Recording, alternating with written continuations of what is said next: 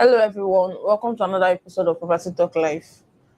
First of all, I'd like to say happy new month, everybody. This is a new month, and I really hope that the new month brings in blessing, joy, and abundance in everything we put our hands into. So I still remain your host, Mary, as usual, and I'm here with my co-host, Mr. Tochi, who will be giving us insight and answers to every questions that we have on today's episode. So please introduce yourself one more time to our guests. Thank you, Mary. My name is Tochi, just like she's rightly said. Thank you, audience, and those who have been supporting and learning. Thank you. Today is going to be a great one, right? Yeah. All right.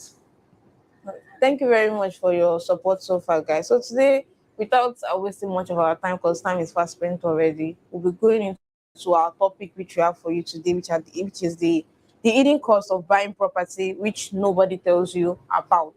These are the costs aside the main property price that people encounter, and then they have like issues with them because they were not told from the very beginning that they have to pay those costs. So right today we'll be talking about those costs and how they come about those costs on those properties, why some of them are important and some of the ones that are not even important for you to pay at all. So without further ado, I'll go straight to my first question that I have for the day.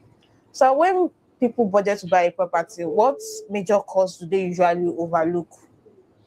Thank you so much. This is very important. And for some of you who are listening to us today, it's what we're saying here is very important and germane to real estate and investors and those homeowners, whether for residential or for commercial purposes. The thing we're dealing with today is very important. People overlook all those things, and at the end of the day, it will cause a lot of problems. So let me start by the quote from Benjamin Franklin. He said, "If you fail to plan, you plan to fail." So the thing that those hidden charges, it's not, most times it's not disclosed, not intentional, because it's the way it is, the industry. So, but yeah, as you're making inquiries, so you're preparing to buy. So there are some hidden charges, not per se hidden, because at the end of the day, they're going to be full disclosure of all charges. So number one is the legal fee. Of course, the legal fee and the lawyers are going to prepare the purchase agreements and all other things. Of course, they are the one that will do the diligence and all that. And then you talk about the survey plan. The survey plan is also very important, and all those things cost money. Of course, to prepare the deed of assignment, the deed between you, the buyer, and also the seller. So those things, and of course, sometimes government fees, you pay to the government some certain fee in order to regularize.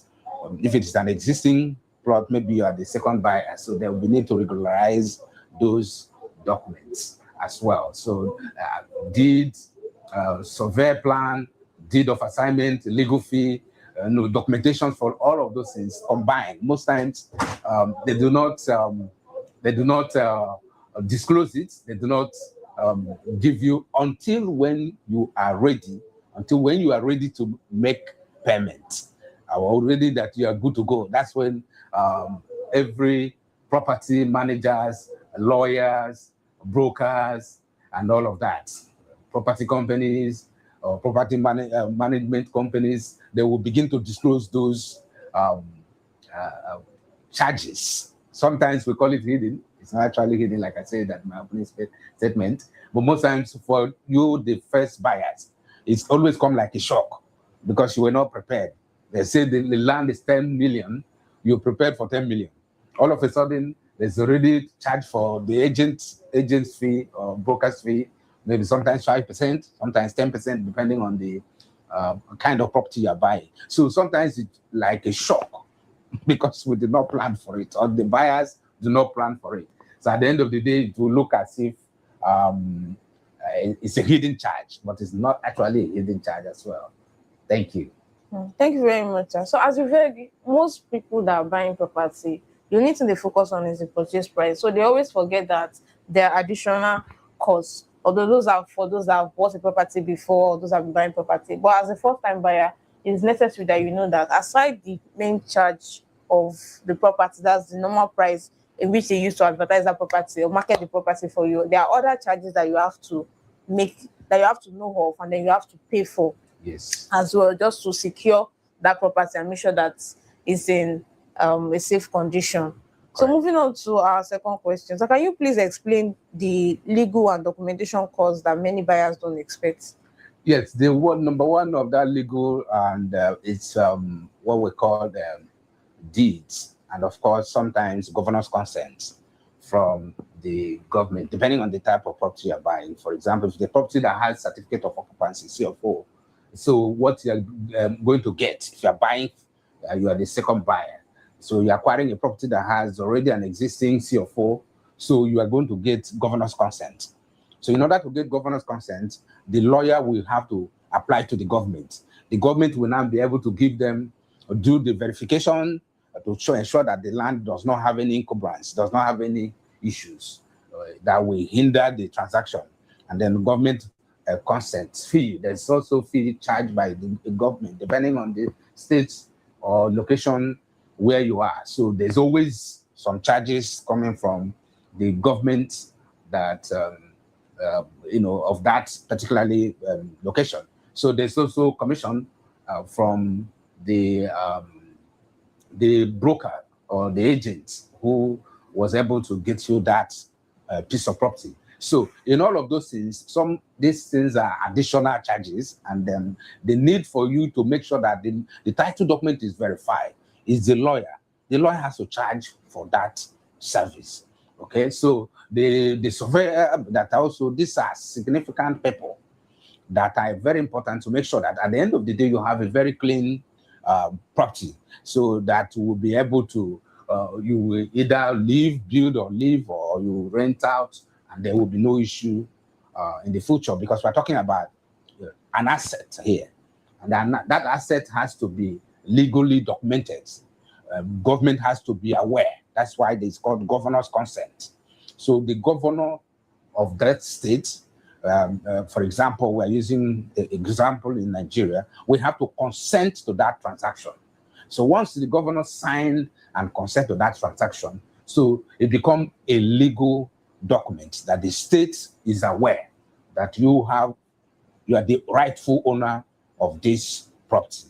So nobody can come tomorrow to take away your property, because the government is aware, and they have done, every government, the land registry in different locations, they have documents of information of every land that is within that location. So when you come, they will look at it that the land does not have any future plan from the government, and then they do that's what we call a search, verification search, and then make sure that there's nobody or no issue, like I said in my opening statement, no encumbrance regarding that property. So that is the work of that legal side of property purchase and all that. Thank you very much for that explanation. Yes. So as you've heard, the legal and documentation includes several fees, like the agent fee, Yes. the survey plan, solicitor's fee, title verification, registration, and all of that. Yes. So these costs are very, very essential to make sure that you secure full ownership of whatever property that you're buying. Yes. But it's just that these fees are often underestimated. People see them as nothing. They just see them as extra charges, but they don't know that those are like the real work behind that property that you're buying. Exactly. So moving on to our third question. What government-related charges surprises buyer the most? Because we have so many actually. So what's that one that whenever they are told that they are going to pay this particular type of charge, they are like surprised, and sometimes they are wondering that why should they even be paying for it? Okay, so there are some charges that are very important from government. The number one is the stamp duty, and of course, there's another one they call it, about two fees anyway that the government land development charge. There's also land development charge from government. Those two fees are very important to the government. So whether you in order to make sure that there is no confusion of who owns what or what property in any location. So the government do that stamp duty. It's part of the levy to development levy that are imposed or are charged from government in order to make sure that each person who acquires such piece of asset, whether in the future, whether now or anytime, you will not have an issue from that. And don't forget, just like Louis Glickman said, that the best investment on earth is the earth. So whatever you are investing, this thing is something that will have decades. So nobody will come to encroach on your land because government is aware, and we also paid some certain fees to the government. So in doing that, there is the legal ownership of that piece of property is not in contention because the government has your information, and they also have proof by complying with some of those charges. So it is an obligation, and it is mandatory that each property owner comply with the fees so that there won't be no issue in the future of who owns this or that property in a certain location. So these are very important. And don't forget, the more you do all of those things, the more the property appreciates. Because whoever you want to resell that property, the new buyer or potential buyer will like to know what are the documents that is showing that you are the rightful owner of such a property. So that's why it is always good to document your property and make sure you follow the right documentation and get all the right legal documents so that anytime you want to sell, it will also help the cause. Because if any property does not have, maybe has deeds of assignment and does not, maybe survey plan, as in most cases, and does not have CFO, for anybody with the same location that have CFO, have all the legal documents from the government, pays all the dues, and the developmental levy pays for the stamp duty and all that are done in that property. And then you want to sell, you are not going to sell the same price, even if it costs 10 million, but because of the other person has all documents are in place, it's going to be like 15 million or 20 million. Because by the time and the money the owner of that property have spent to make sure that all the documentations are in place, you that have not done your own cannot be expecting to sell at the same price. So it also helps to increase the value of any property once the documents are registered with the government and all the payments are done annually. Majority of those payments are done annually. So it's very important that buyers or those that are listening to us or those who want to buy or invest in real estate pay attention to this, because it's going to help you as you grow or in the real estate sector. So you're going to grow and enjoy it, because anything that has to do with property, land, house, or whatever, whether commercial or residential, is the title that is inside or locked in with that property is what the buyers are more interested on, so that they will not buy liability. They are buying asset. They are not buying case or problem that will surface in the future. So that's why the due diligence, those documentations are very important, so that you buy a peace of mind at the same time. Thank you very much, sir. So, like you read, especially for first-time buyers, they are the ones that these fees usually come to as a shock. Yes. Those that have been buying property, they know well about all these charges and what to do, how to make payment, and then go about them. Yes. The thing is, if you are buying a property from someone, you expect some documentations that certify those property as legal and safe to buy. Yes. So you should know that if you're getting those documentations that you're receiving, they do not come for free. Yes. And they are not coming just because you pay for the property. Yes. So when you're buying that property that someone already has, you should know that there are some maintenance fee that you have to pay. Yes. To retain those documents, and then to make sure that it's secured in your own name, so that you don't have issue in the future. Yes. So, and these fees usually vary by states, as our co-host has said. Yes. It varies by the state and then the property type, the location type, and all. Yes. But failing to pay them can affect resale, because if you buy those property without making proper documentation, when you're about to resell the property in the future, you might Yes. even sell below the amounts that you bought it. because you do not have the right documentation to back as a backup to back up that property. Yes. And then to have like a legal ownership to satisfy that yes, you bought that property in good faith. Exactly. So you need, these fees are compulsory. They are very, very compulsory, and they are often not underestimated. So moving on to our fourth question. So what ongoing or post-purchase costs should buyer prepare for? Yes, but there are some few of them which I will highlight. Sometimes it's what we call infrastructure contribution. So the infrastructure we're talking about is the roads, the drainage, and the rest of them. Sometimes, in some underdeveloped countries, like we talk about, for example, Nigeria, you find out there are some no road network, no drainage, no electricity sometimes. Unfortunately, for some of you guys who are from the developed worlds, like US, Canada, and then Australia, UK, you don't understand that.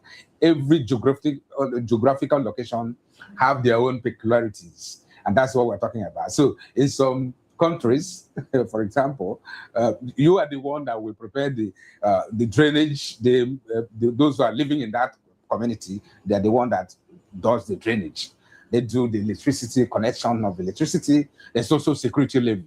So those security levies are either from the community security, or from the estate security. So they are the ones that are in charge of those running of those things. And sometimes it could be maintenance, repairs. Because if you buy a property, acquire a property, maybe land, you might need to clear the land.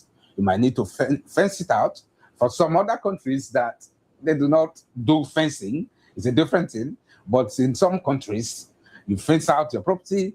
That also helps to secure that property from unauthorized entrance or access of that property. So all of those things, from repairs. Sometimes you buy a property, if it is a already built house that you acquired, so you don't know what exactly is inside until you get in.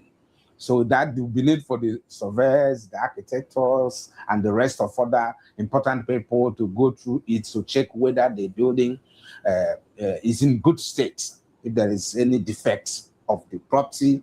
So they'll be able to correct those things. So repairs and some other recurring levies or charges that comes, annually. So those things, they're not, most times that's why when we talk about land or house that you bought, for example, if you buy a house now where you want to live, some people will call it, yes, it's an asset, but in many cases it's a liability. Liability in the sense that you have to maintain it. You have to repair things, damage things, either toilets, either or some other equipment in the house. So every year you do some repairs. Those repairs cost money. So sometimes when you buy a house or you acquire a building fresh, so you are happy. Then one year you see that building or that property need to be maintained. You need to repaint it. You need also to do some electrical wiring. You need also to the drainage, flooring, cleaning up and tidying up the house, making it look very good. Those things cost money. So when you add up, that's why most times we in the real estate, we advise, if you want to make your purpose is to have return on investment very quick. So to buy your first property, for those who are watching us now, if you want to start real estate and then you want to start making money, your first purchase of property, either house, whether semi-detached or fully detached, or probably a full house, block of flat or whatever, is not to buy luxury house where you live, because you're going to be spending money to maintain it. So what we normally advise is buy a residential house, right? So people will live in that house. So those people will pay you rent, meaning you're having return on investment. Meanwhile, the house itself, the money that comes in, you take part of that money to maintain the house. But if you are living there, a very luxury, big space, you have to maintain that place. You have to clean it. You have to tidy it up. You have to do electrifications. You have to do all kind of things every year. So why not, if you are not stabilized financially, or you have not created a cash flow whereby you have enough money coming to maintain the property? So the best way to start is to buy, rent, and then money comes, cash flow. And then you buy, you keep acquiring more. Money is coming as you invest in those properties. And then from that money that is coming, you also use to maintain that property. And don't forget, apart from maintaining it, it's going to be an equity. You're going to use it as an equity if you want to acquire more properties through the bank financing it. So as you acquire more, the more you have opportunity to buy more properties and invest in more properties, because it's just to start with one. You tie every other subsequent investment from one. So those charges we are talking about, maintenance, repairs, those who live there will take care of it, because there is money, and outside that you still have money. And don't forget, most tenants add value to your property. There are some horrible tenants that will help you to destroy your house, but majority of the tenants will maintain the house, meaning they have increased the value of that asset. And so that what it means is that if you want to sell it, or you want to, another person want to live in, they have helped you to increase the value by maintaining that property. Thank you very much, sir, for that explanation. Yes. So after purchase, as you read, the post-purchase costs that you should be expecting are things like maintenance costs, service charge, security fees, most important, repairs, property management fees, and sometimes infrastructural contributions. So these fees are very, very important to make sure that the property is properly maintained. Yes. And then it's reserved for whoever that is taking it next, because you never can tell if you're selling it next or people are living there. Yes. So speaking of that, so these expenses actually affect long-time affordability, especially in estate and service apartments. And like I said, speaking of service apartments, we still have an apartment that is for sale at Lekki Phase 1 at Victoria Crest. Yeah, I think Victoria Crest. So we have just 2 unit slots available for in a high-rise building. It's a service apartment. There is the lifts, swimming pool, and everything. And it's a new building actually. And this apartment is going for just 298 million naira. So if you're like a CEO who wants to who is looking for an apartment for staff, or like a foreigner who needs an apartment to stay here in Nigeria, Lekki Phase 1, because it's close to the VFS office and other areas around. So this property is going for 298 million naira, and we have just 2 slots remaining. We have just 2 units remaining. So if you've been interested, and you should be interested now. So if you're interested in this apartment, please message us. You can send us a DM. Our phone number is in the description in our bio on all of our social media pages. Or you can drop a comment in this comment section of any post in any of our social media pages about this apartment, and then we'll get back to you. Although we have other service apartments, so you can find them on our social media pages. We post them there regularly. So you can message us on any property that you're interested in, or if you know someone that wants such property, you can refer us. And of course, if you're referring somebody, we have a commission for you as a person also. So moving on to our last question for today's session. How can buyer properly plan and protect themselves from hidden property costs? Because we know, as there are legal costs, there are some hidden costs as well that they should not charge a buyer for. So without even mentioning all this costs, what are the plan that a buyer should be prepared for to protect themselves from this hidden costs? Thank you so much. Just like we said, I used my opening speech. Benjamin Franklin says that if you fail to plan, you plan to fail.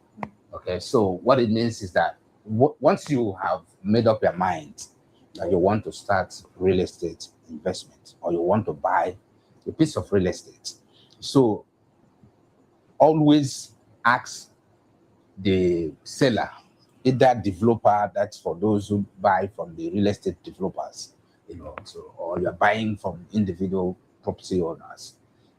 Always ask for breakdown.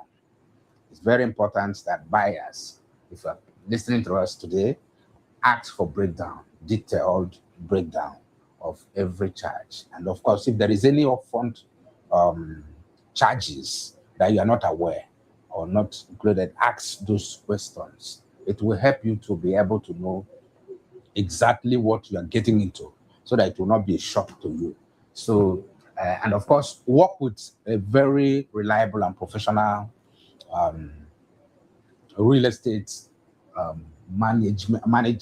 companies or individual. Work with professionals with proven good track record. So in that way, they will not want to soil their name for a pot of porridge. So they want to protect their name. They want you to continue to come to them for your real estate investment. So if you fail not to plan for anything, if you're not giving information, the informations are not disclosed to you from the beginning, you're likely going to have problem. And that's what we're trying to avoid, or we're trying to make sure you do not get into those problems. That you see your friends, your relatives, or your business partners, they're complaining of, how they bought property and they are in court. It's because they fail to do what we're talking about here. So these things are the myths that we're trying to demystify by talking about it. The more you listen to us, the more you follow us, the more you begin to learn the nitty-gritty of investing in real estate. So by the time you learn all these things, when you are ready to buy, you will not make mistakes that other investors have made. So we are here and encouraging you, make sure you collect the breakdown. Make sure you verify and work with professionals. And also make sure you verify titles of any property that you want to buy. The documents linked to that property. Do your due diligence. Verify. Make sure that you are whether you are dealing with you are a broker or a real estate company, make sure they do as you are listening to us, as you are watching us. So always those things will help you to ask some sensitive questions. Okay. And that sensitive questions will require answer from your broker or from the real estate agent or from the real estate company or from the developer. Because once they realize you ask them sensitive questions, they will know that you have at least basic knowledge of what you are acquiring. Because this thing is life. Sometimes it's the whole of your saving that you are putting in there, the whole of your income. So you don't want your income to go like that, or to start having cases in court because you fail to do what you're supposed to do at the beginning. So we are here, as my host has said, to guide you, to give you those information. And if you need more, don't hesitate to drop the information. Yes, drop it in our comment section. Yes, and we'll be able to. So as you've heard from Satoshi, those are the things that you need to look out for and then plan for to protect yourself from all these hidden costs. And most importantly, when you're buying any property, if